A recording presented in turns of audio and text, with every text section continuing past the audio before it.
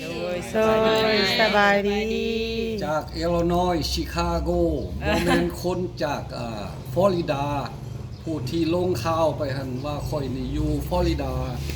แล้วก็เว้าความบ่ดีบ่งามว่าข่อยนี่ปาลูกปาเมียเอาเงินเอาคำเราหั่นม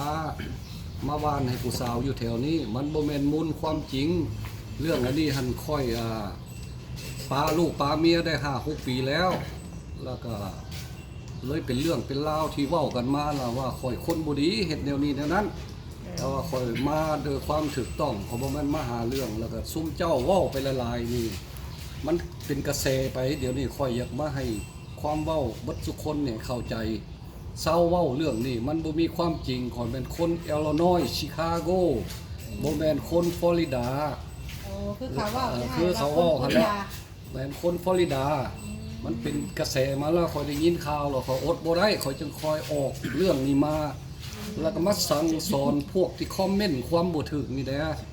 บ่แม่นว่าความบ่มีอย่าสุไปหาเว้าให้คนมันบ่มีความจริงมันอาจสิเป็นเว้นเป็นกรรมแก่เจ้าให้เฮียนไว้เรื่องคอมเมนต์คนนี่น่ะมันมีความจริงจังค่อยเว้าบ่มีความจริงบ่ต้องเว้ามานี่เว้าให้ฟังเป็นเรื่องความจริงค่อยมาในนามคนดีเขาบ่ได้มันหาเรื่องหาราวและความเว้านี่มันเป็นความที่บ่ถูกต้องบ่ดีบ่งามที่สุดว่าค่อยเอาเงินเอาเมียเอาคำมาทิ่มเขาแล้วเอาเงินเอาคำมาจ่ายแบบนี้มันบ่เป็นความจริงเงินค่อยเขาก็มีเองเมียกับปากันเขาก็มีส่วนเขาแต่ว่าลูกเมียเขาก็จิตใจแนวนึงอันนั้นก็แนวนึงเราก็เป็นจิตใจแนวนึงแต่ว่านี่หันจุดใหญ่มันหั่นละว่าค่อยเป็นคนฟลอริดาแล้วก็เอาเงินเอาลูกเอาเมียมาแล้วก็มาวานอยู่แถวหมู่นี้มันเป็นความบ่ดีบ่งามแล้วอยากให้เบิดทุกคนนั้นเข้าใจผู้ใดสิออกซ่องต่อๆไปหั่นก็ให้เข้าใจเพราะมันเป็นความบ่ดีบ่งามอยากให้เศร้าเว้าเรื่องนี้แล้วมันสิมีดอกผู้สิซอยกันต่อๆไปหั่นเดี๋ยวนี้เขาก็กำลังเว้ากันหลายอยู่ผู้ดีเขาก็ให้กันอยู่ก็เกิดเป็นกระแสมาเดี๋ยวนี้ล่ะบ่อยากให้เป็นต่อไปจะขอเอาซุ่มน้องๆนี่มาหลายซ่องมาแก้เกินกับวังแล้วนี่ล่ะแก้ไปแล้วเรื่องอันน่ะเว้าให้อันน่ะน้องมินตาหั่นก็เว้าไปแล้ว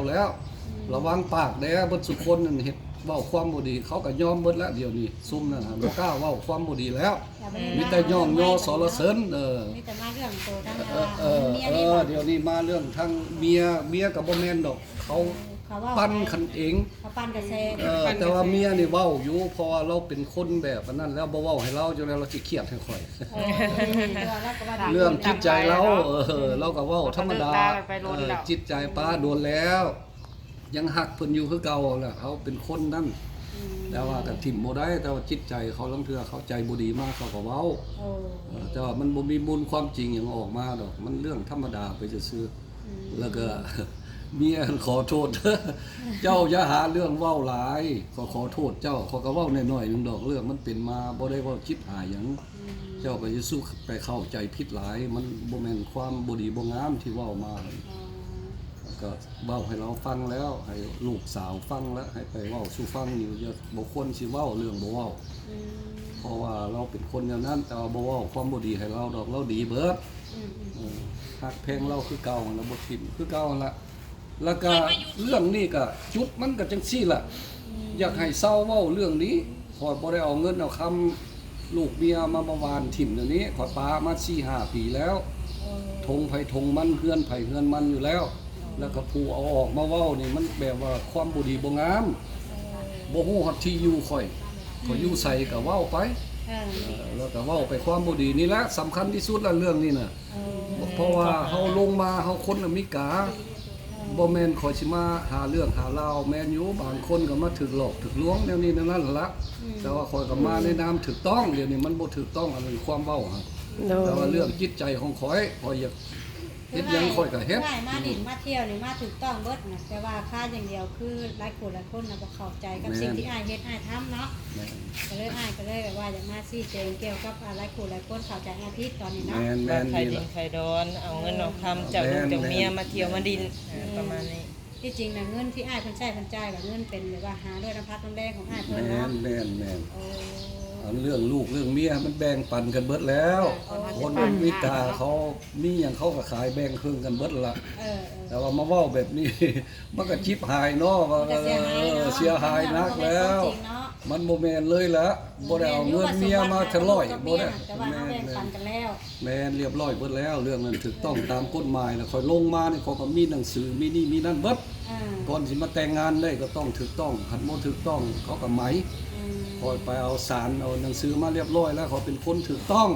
เขาเป็นคนอเมริกาซิติเซนแท้ๆแต่ว่าเขาคนลาวแต่ว่าเขามาถูกต้องบ่มีปัญหาคอยเข้ามาอยู่ในนี่เขามีพาสปอร์ตมีวีซ่าเรียบร้อยแต่ว่าถูกต้องตามกฎหมาย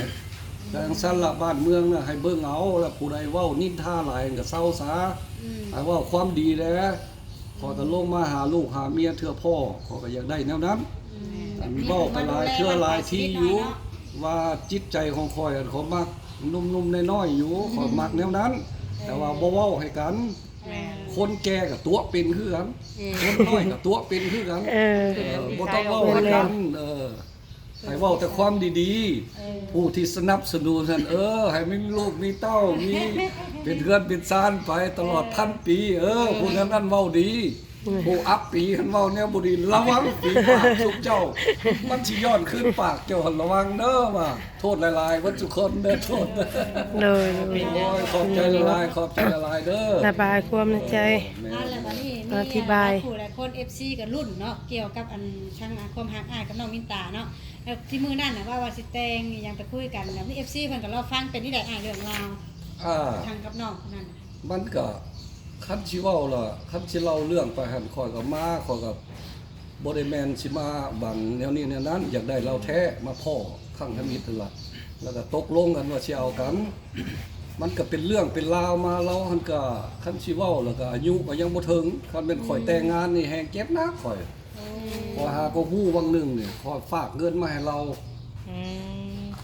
เราไปลงทะเบียนเราไปเอาบ่ได้อายุบ่ถึงเดือน9พุ่นจะค่อยสิฮอด18 โอ้ คันแม่นข่อยเอาเราแต่ปีกายเนี่ยแม่นข่อยเซ็ตนักเป็นเรื่องแต่ก่อนสาวสมหวัง มันก็นั่นนี่ค่าเฮาพ่อแม่เขายินยอมมันก็บ่เป็นหยังนะ บ่ได้ไหนบ่ได้กฎหมายของอเมริกา บ่ได้คือ บ่ เขา ได้ อ ไหน เมริกาก็คือบ้านเฮา บ่ได้ไหน ที่ว่าข้าวอ ถึง ยู่ พ่อ บ้าน แม่ เฮา สิ นี่ ยินยอมกับตามแต่กฎหมายอยู่ กฎหมายอเมริกาบ่ได้ อายุเรามีแต่16ปี เอาบ่ได้เอาลุดลงมา18แล้วเจ้าถูกจับหรอก โอ้ พอ18ขึ้นเมื่อน่ะโอเคแม่น โอ บ่ เคบ่เป็นเรื่องอัน ให้ นั้น เป็นสัตว์ชาติเป็นลาวนี่แม่นแท้จริงบ่ซั่น กล่าวถามมึงแล้วก็มันแม่น แต่อยู่นี่ก็ยากคือกันคันเจ้าบ่ฮอดเขาเป็นเรื่องมาแล้วเด้เขาก็กวดเบิ่งเบิด เขากวดเบิ่งพาสปอร์ตเจ้าคนใส่มาแต่ใส่เขาก็นับถืออเมริกาเขาเป็นคนอเมริกา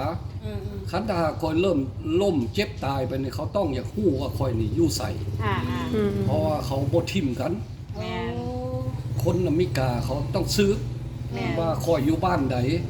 ในราว3เดือนหรือปีหนึงให้มารายงานอยู่ตลอด เขาอยากฮู้ว่าคอยนี่อยู่ใส่ แล้ววันนี้กับเขาคือสิฮู้ได้ล่ะเนี่ยเพราะว่าอ้ายก็ออกทาง YouTube กับ YouTube มันก็ไปทั่วโลกอยู่แล้ว แม่นแล้วแม่น มัน แล้ว คือสิฮู้ได้ล่ะว่าอ้ายอยู่ไสนะ แม่นละแม่นละอันนั้นน่ะฮู้อยู่อันคนผู้ที่มันบ่ฮู้หั่น โอ้อยู่ สำคัญตัว โอ้ นี้ แต่ว่าเขาต้องไปรายงานตัวเด้ ก็เดี๋ยวรายงานตลอดต้องไปรายงานเลยไปรายงานองค์การของคนเจ้าเมืองอยู่เซโนนี่แหละ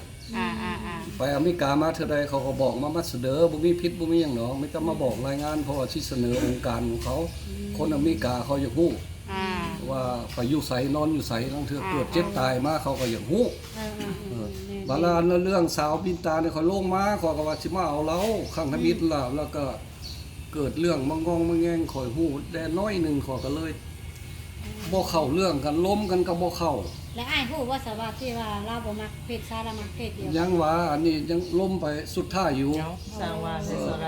ถ้าเรามักเพศเดียวกันนี่เราบ่ อันยังว่าอันนี้เรื่องสุดท้ายตัวนี้น่ะอันเรื่องทมิตรนี่ข่อยมาพ่อเรา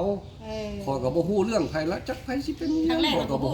ฮู้แล้วจักไผเป็นไผละฮู้แต่เรามาเป็นคนที่5ที่เสนอไปครั้งแล้วหั่นมาพบเราแล้วก็เอาบ่เอาแต่งงานบ่เอาเท่าใดสินสอดอันนี้เท่าใดก็เอาก็ข่อยก็ตกลงเบิด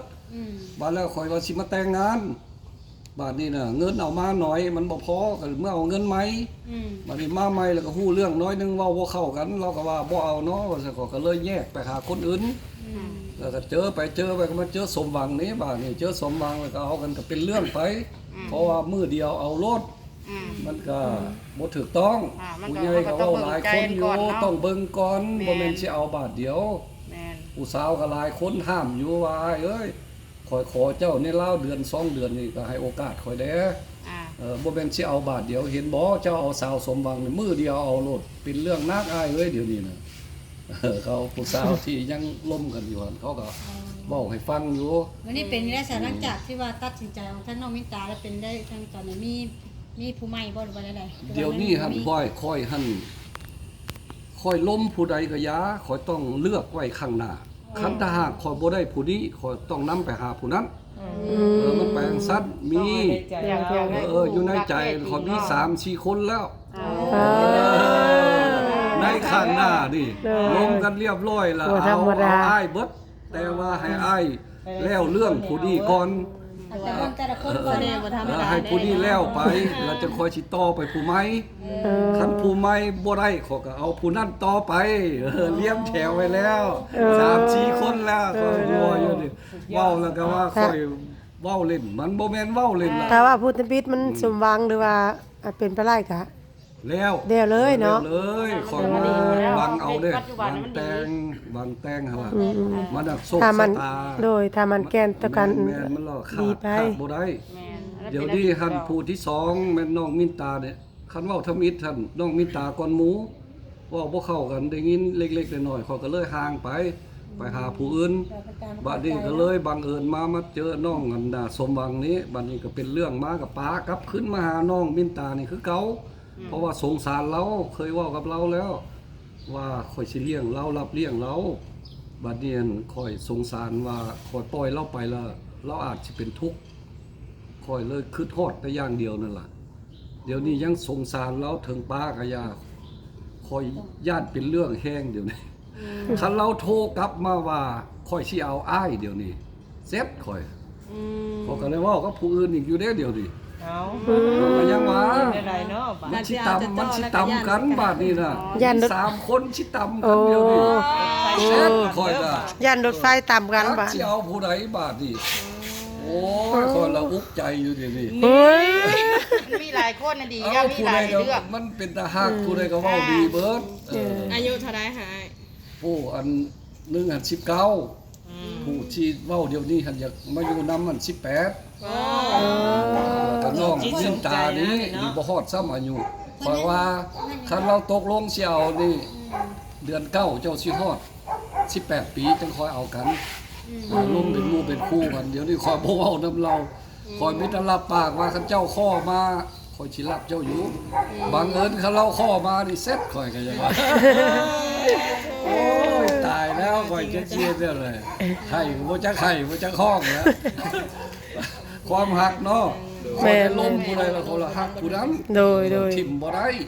ก็เลยสงสารจังซี่แนวใดเดี๋ยวนี้ก็ล้มให้ฟังน่ะเรื่องอันนี้ชีวิตข่อยลงมาตามหาคู่ขอบ่แม่นมาหาเรื่องหาราวผู้ใดได้ก่อนขอก็เอาผู้นั้นโชคร้ายมาถึกสองเดี๋ยวนี้สาวมินตานี่ก็ซ้ำว่าเซาแล้วโทรครอบแล้วเมื่อวานเมื่อก่อนนี่คันเจ้าสิเลือกทางเดินของเจ้าแบบนี้ เจ้าก็เลือกเอาขอก็ปล่อยเจ้าไปขอก็สิไปเดินตามทางข่อยนี้คันเจ้าสิเอาแล้วข่อยรับคันสิเอาแล้วเอาเพราะว่าข่อยเป็นคนจริงใจแท้ขอบอกว่าอย่าทิ่มข่อยคันเจ้าทิ่มไปแล้วคนอื่นเขาสิเอานายไว้นี่โลดแม่นอีบาดนี่โทษเด้อเว้าซื่อๆนี่ ก็แม่น ป้าสาวสมหวังนี่มื้อเช้ามาไปหาสาวมินตาโลดบ่มีโศกเศร้า